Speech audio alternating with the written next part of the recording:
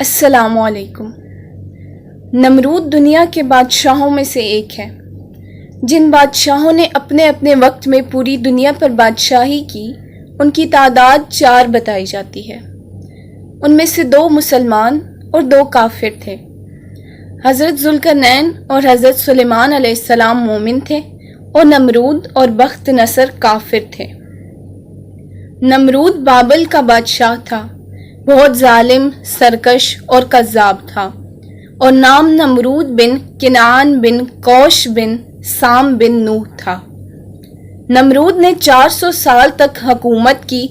وہ بہت باغی، سرکش، جابر اور اناد پرست حکمران تھا۔ اس کی تمام کوششوں کا مرکز و محور دنیاوی عیش و عشرت تھا۔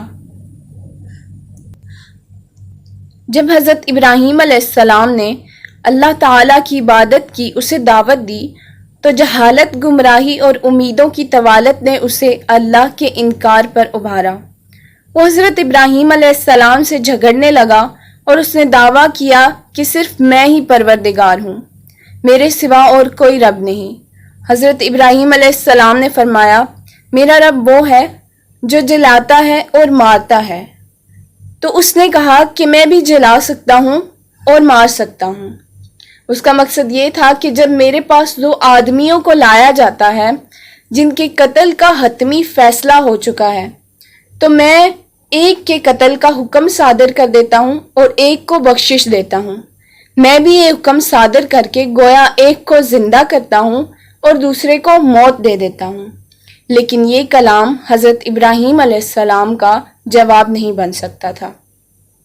پھر حضرت ابراہیم علیہ السلام نے فرمایا، اللہ تعالیٰ نکالتا ہے سورج کو مشرق سے، تو نکال لا اسے مغرب سے، جس پر اس کافر کے ہوش اڑ گئے۔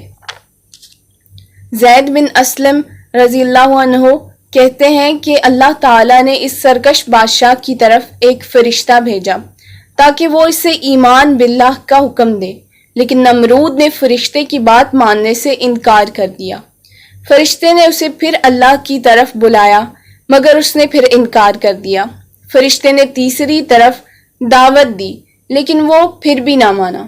تب فرشتے نے کہا، تو اپنا لشکر جمع کر اور میں اپنا لشکر جمع کرتا ہوں۔ نمرود نے سورج کے طلوع ہوتے ہی اپنا لشکر اور جماعت کو اکٹھا کر لیا۔ اللہ تعالیٰ نے مچھروں کا ایک لشکر جرار بھیجا کہ سورج نظر ہی نہ آتا تھا، اور اسے ان کافروں پر مسلط کر دیا۔ مچھروں کی اس فوج نے ان کے گوشت کاٹ کھائے اور خون پی ڈالے۔ کل جو اپنی خدائی اور بزرگی کے دعوے دار تھے، آج ہڈیوں کا ڈھانچہ نظر آ رہے تھے۔ ایک مچھر اس مغرور بادشاہ کی ناک میں گھس گیا اور 400 سال تک اسے اذیت سے دوچار کیے رکھا۔ اللہ تعالیٰ نے اپنے دشمن کو حقیر سی مخلوق یعنی مچھر کے ذریعے عذاب دیا۔ ان 400 سالوں میں لوہے کی سلاخوں کے ساتھ اس کے سر پر ٹھوکریں لگتی رہیں۔ جب بھی کوئی اس کے دربار میں آتا، وہ اسے کہتا کہ میرے سر پر جوتے مارو، جس کی وجہ سے وہ مچھر اسے کاٹنا چھوڑ دیتا۔